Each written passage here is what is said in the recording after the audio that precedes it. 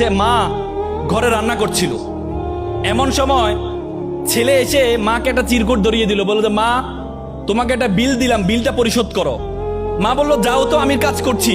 বলছে না মা, তোমাকে একটা বিল দিলাম, বিলটা পরিশোধ করো।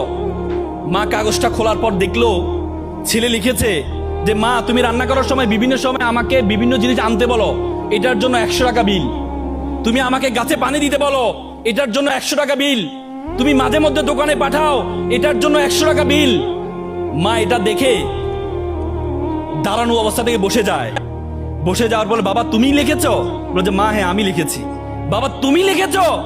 বলছে মা হ্যাঁ আমি লিখেছি। বললো যে এক কাজ কর, তোমার জন্য আমি একটু নুডলস রান্না করেছি, নুডলসটা তুমি খাও আর তোমার বিলটা আমি নিয়ে আসতেছি, তুমি একটু ওয়েট করো।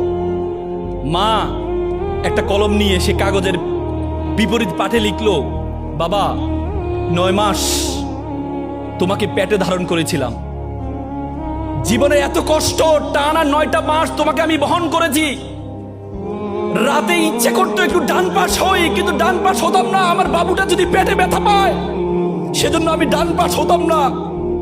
ইচ্ছা করতো একটু বাম পাশ হই, কিন্তু যে বাবুকে আমি দেখি নাই তার প্রতি আমার এত মহব্বত, আমি বাম পাশ হতাম না যে আমার সন্তানটা যদি ব্যথা পায়।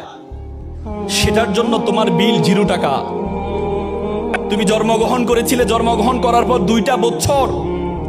2টা বছর যে পরিমাণ ঘুম ভেঙেছে আমার, যে পরিমাণ প্রায় 6 মাস টানা 6 মাস পরিমাণ ঘুম আমি ঘুমাই নাই আমার সন্তানের জন্য, সেটার জন্য বিল 0 টাকা।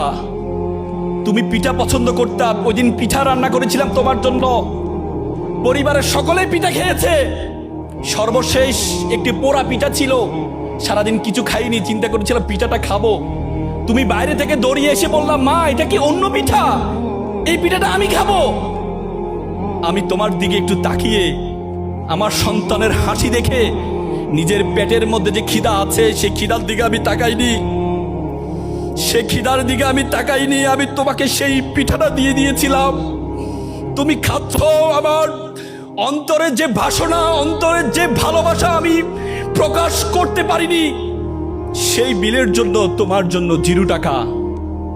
সন্তানকে যখন দেয়া হলো, সন্তান এটা দেখে মাকে জড়িয়ে ধরে কান্না করে বলল মা তোমার কাছ থেকে কোনো বিল আমি চাই না। চুমু খেয়ে ছেলে কান্না করে দিয়েছিল। আজকে আমরা প্রতিদান চাই, কিন্তু মা বাবার প্রতিদান তুমি কখনো দিতে পারবা না।